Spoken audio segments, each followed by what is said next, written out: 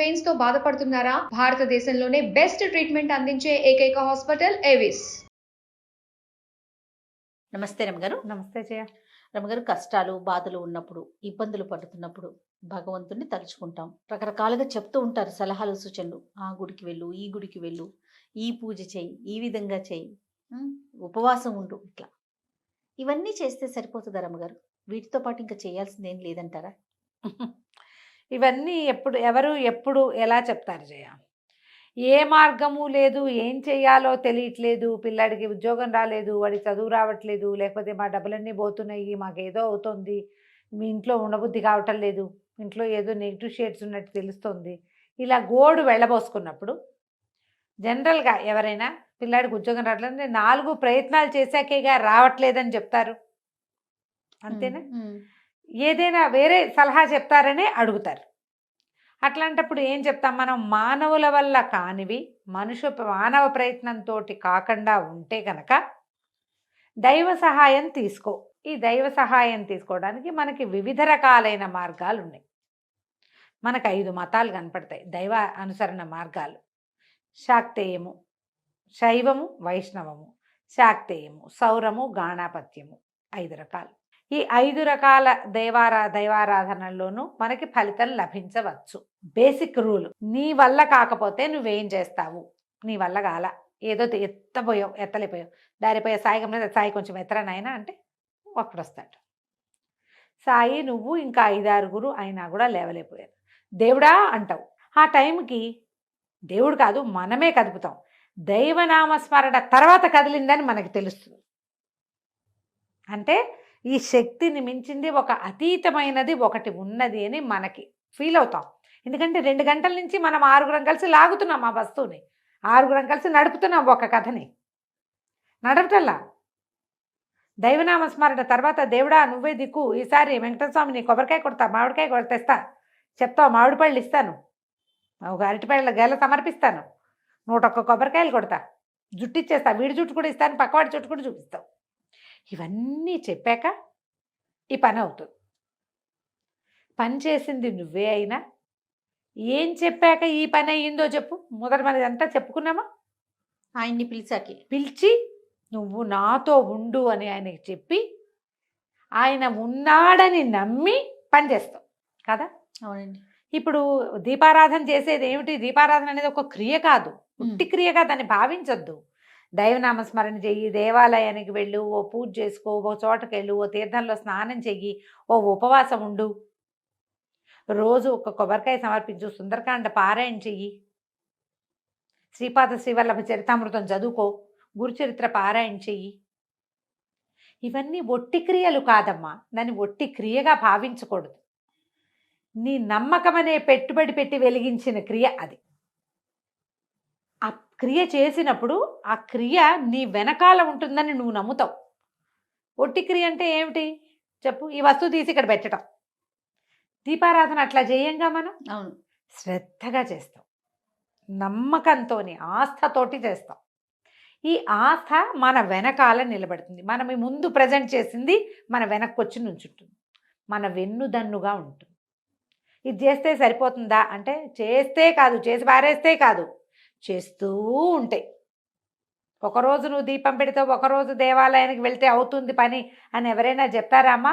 అస్సలు కాదు. నిత్య దీపారాధన అంటాం, అందులోనే మనం చెప్తాంగా రోజు దీపారాధన చేసుకో, 2 పూట్ల దీపారాధన చేయి. సాయంకాలం దీపారాధన మా ఇంట్లో అలవాట్లేదండి, మా వాళ్ళు ఒప్పరు అంటే నేను చెప్పా ఒకళ్ళకి జయ, అగరబత్తి వెలిగించండి ప్రతిరోజు. మీ ఇంట్లో పట్టం దేవుడి గుడి లేదు, హిందూసే, దేవుడి గుడి లేదు మాకు, మా ఇంట్లో 2 క్యాలెండర్స్ ఉన్నాయి. జరిగింది చెప్తున్నానమ్మా. వాళ్ళ పర్మిషన్ తీసుకుని ఈ వాక్యాలు ఇప్పుడు చెప్తున్నా. ఎప్పుడో సందర్భం వచ్చినప్పుడు చెప్పడానికి ఈ వాక్యాలు పక్కన పెట్టుకున్నాను. నేను ఎవరెవరికి అగరత్తు వెలిగించుకోమని చెప్పానో, అగరవత్తులు చూపించండి, ధూపం వేసుకోండి అని చెప్పానో 100 మంది ఎస్ అని పెట్టాలి. ఈ వీడియో కింద మెసేజ్.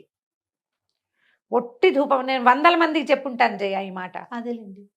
ఒట్టి ధూపం వెలిగించండి అమ్మా, అగరబత్తి వెలిగించండి, దండం పెట్టుకోండి, భగవంతుడా నాతో పాటు ఉండు, నేను ఏ పని చేయాలో ఆ పని పూర్తి స్థాయిలో చేస్తా, నేను ఇది చేసి అది మానేయను, అది చేసుకుంటా, నా పని నేను చేస్తా, నువ్వు నాతో ఉండు, నన్ను గెలిపించు, నన్ను నడిపించు, నన్ను ముందుకు తీసుకెళ్ళు.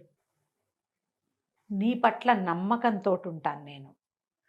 ఏదైనా ఇస్తా కాదమ్మా, ఇవ్వటం కాదు, తాత్కాలికంగా ఇచ్చేయము, మనం ఇచ్చి వదిలేసేయము. పక్క వాళ్ళకి వాళ్ళు మనకి ఇచ్చిన పంచదార తిరిగి ఇవ్వటం లాంటిది కాదు భగవంతుడికి ప్రామిస్ చేయటం అంటే. మన ఆత్మతో మనం ప్రామిస్ చేసుకోవటం, మన కడుపుకి మనం అన్నం తింటం లాంటిది. ఇప్పుడు ఎవరికైనా పెట్టామనుకో జయ, అంత పెడతావు, వాళ్ళ పొట్ట చూస్తావు, నువ్వు తెలీదు, నీకు అంతేగా. చాలిందా లేదా వాళ్ళ ఎక్స్ప్రెషన్ బట్టి నీకు తెలియాలి. అదే నీ సంగతి అయితే నీ పొట్ట ఎక్కడ నిండుతుందో నీకు తెలుసు కదా. అంతే. ఇంకొక ముద్ద మజ్జిగాను, అబ్బో ఇంతైతే ఎక్కువైపోతుంది, ఇంతైతే నీకు తెలియదు, ఖచ్చితంగా తెలుస్తుంది. మనకు తెలుసు కదా. మనతో మనం మనలోని భగవంతుడికి మనం ప్రామిస్ చేస్తున్నాం. ఇది నమ్మి చేస్తే మీరు ఏ పని చేసినా మీ పని అవుతుంది. నమ్మకమే. అంటే ఇది ఒక క్రియగా చేయకూడదు.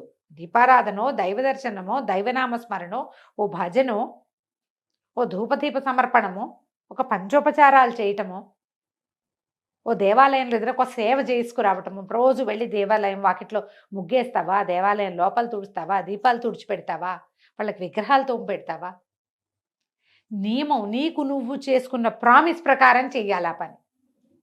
ప్రామిస్ అంటే ఏంటమ్మా, నిలబెట్టుకునేది కాదు. అంతేగా. ఊరికే చేసి మానేసేదా కాదుగా. ఇలా చేస్తే మీరు ఇంకేం చేయక్కర్లా, మీరు ఏ పని చేస్తున్నారో ఆ పని చేసుకోండి. మీరు ఒక ప్రామిస్ తీసుకుంటే దాని మీద నిలబడి ఉండండి. అది మీతో నిలబడుతుంది, మీ వెనకాల నిలబడుతుంది, మిమ్మల్ని నడిపించడం అది పరిగెత్తిస్తుంది. అంతే. ఇలా చేస్తే ఏదైనా అవుతుంది, సక్సెస్ అవుతారు, ముందుకెళ్తారు.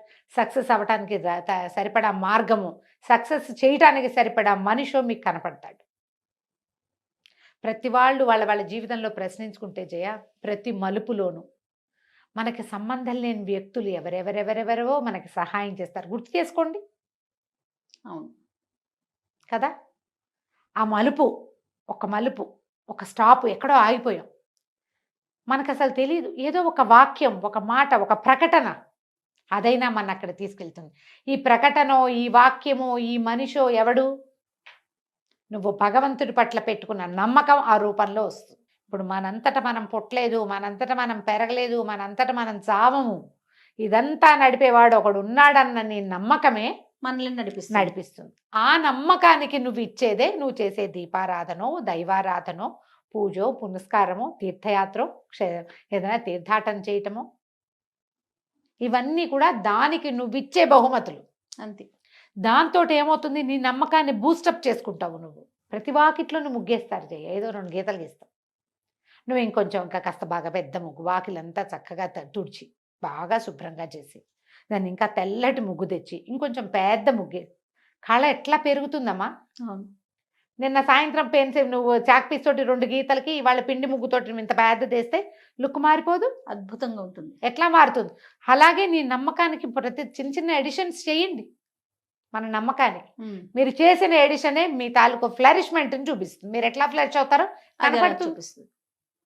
ఇదంతా నాదనుకోకూడదు. మీరు మనం ఎక్కడ ఆగిపోతాము, రేపొద్దున ఆగేది ఎక్కడ ఆగుతాము, అంతా నేనే పగలు తీశాను అనుకుంటే ఆగిపోవటమే. నేనే చేశా ఇదంతా నాది కాదు, నా నమ్మకం, నాతో ఉన్న మహత్తరమైన దైవశక్తి.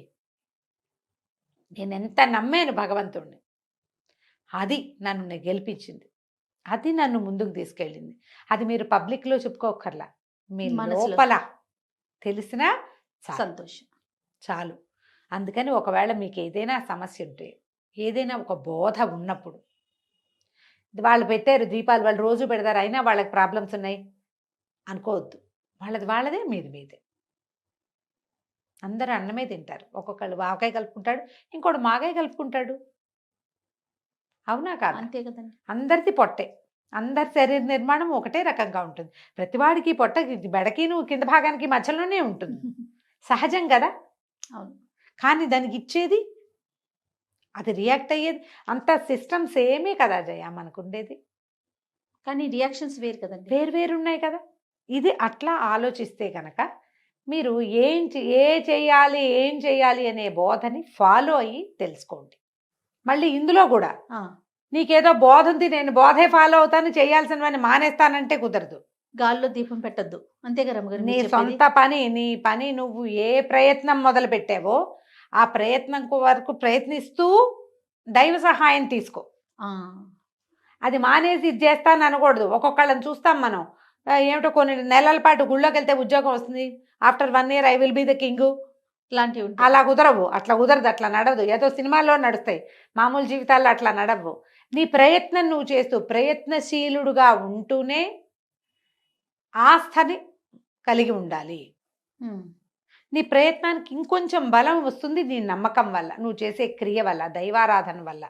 ఉమ్, ప్రయత్నం చేయకుండా ఒట్టిగా దీపం పెడితే వచ్చేస్తుందని నమ్మకండి, అలాంటి ఉండదు. అదేదో కట్టుకుంటే తాయెత్తు కడితే ఏదో వచ్చేస్తుంది, ఆ, తాబీజ్ మహిమ అని చెప్పుకునేవాళ్ళ, ఓ జోక్ అది అవును కదా. అవును. అట్లా జరగదు. జరిగిన దాన్ని నమ్మకండి మీరు. మన కష్టమే. మనల్ని మనం నమ్ముకుంటే, ఇప్పుడు మనల్ని మనం నమ్ముకోవటం అంటే జయ, బాగా ఆలోచిస్తే ఇప్పుడు మనమైనా భగవంతుని యొక్క ప్రతిరూపాలం మనం, అంతే కదా. అవునా? అవునండి. ఇప్పుడు మనలో ఉన్న భగవంతుణ్ణి నువ్వు మరింతగా పనిచేయడానికి ప్రేరేపించు. ఆ, మనకి మన చుట్టూతా ఉన్న భగవంతుడిని నాకు సహాయం చేయమని అడుగు. ఆ ప్రేరేపణ ఉండాలి, ఈ అడగటము ఉండాలి. అడగటము ఉండాలి.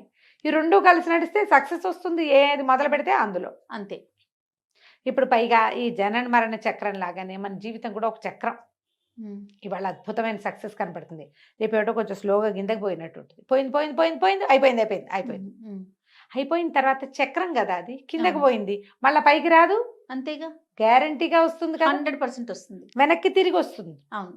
ఆ వెనక్కి తిరిగి వచ్చేటప్పుడు మీరు నమ్మకాన్ని పోగొట్టుకోకుండా ఆ భగవంతుడిని పట్టుకుని ఉండండి. మేము చేయాల్సింది చేసాం, ఇక నీ సహాయం కావాలి. ఎస్. ఇది చాలా మందితో ప్రాబ్లం ఏంటంటే, ఏదైనా ప్రాబ్లం రాగానే ముందు మానేసేది దైవారాధన మానేస్తారు, దైవాన్ని మార్చేస్తారు. కరెక్ట్ అండి. దైవాన్ని మార్చొద్దు, ఆరాధన మానద్దు. ఉమ్, అన్నం తింటాం మాంటలేదుగా, ఓ పూట మానేస్తావు, కడుపు కాలుతుంది, రెండో రోజు తినవు. ఖచ్చితంగా. దైవారాధన కూడా అంతే. అన్నం తినంత సహజంగా గాలి పీల్ చిచ్చి నాకు చాలా ఇష్టంగా ఉందని గాలి పీల్చడం మానేస్తావా? అన్నం తింటం అయితే మానేస్తావు, వండుకు తినాలి కాబట్టి. గాలి పీల్చడం ఇన్వాలంటరీగా జరిగిపోతుంది. ఆ ఇన్వాలంటరీగా ఎలా గాలి పీలుస్తామో, ఉమ్, దైవారాధన, దైవం పట్ల నమ్మకం ఇన్వాలంటరీగానే ఉండాలి. అదేదో చేస్తేనే వీడిని నమ్ముతాను అన్నావా, ఇక నువ్వు బార్టర్ సిస్టమ్ వ్యాపారం చేస్తున్నావు. భగవదారాధన కాదది. ఉమ్, ఉమ్, నీ పని అవ్వపోయినా నువ్వు ఆరాధించాల్సిందే. నీ పని అవ్వపోయినా నువ్వు గాలి పీల్చినట్టుగా. అంతే. అర్థమవుతుంది కదా పాయింట్? అవునండి. అంత సహజంగా ఉండాలమ్మా. నువ్వు అంత సహజంగా గనక దైవారాధన చేస్తే మీకు ఏది రావాలో అది వస్తుంది. ఖచ్చితంగా. వాతావరణం మారంగానే జలుబు చేస్తుంది, ఎక్కడైనా మంచి గాలిలోకి వెళ్ళగానే ఆ సువాసన మీ మన లోపలికి గాలి పీల్చి ప్రత్యేకంగా పీల్చి వాసన పీల్చక్కర్లా, మీరు ఆటోమేటిక్గా తెలిసిపోతుంది. ఉమ్, అంతే సహజంగా మీ మంచి రోజులు రప్పిస్తుంది అది. రైట్. పని మాత్రం మానద్దు. రైట్ రమ్మ గారు. నమస్తే. నమస్తే జయ.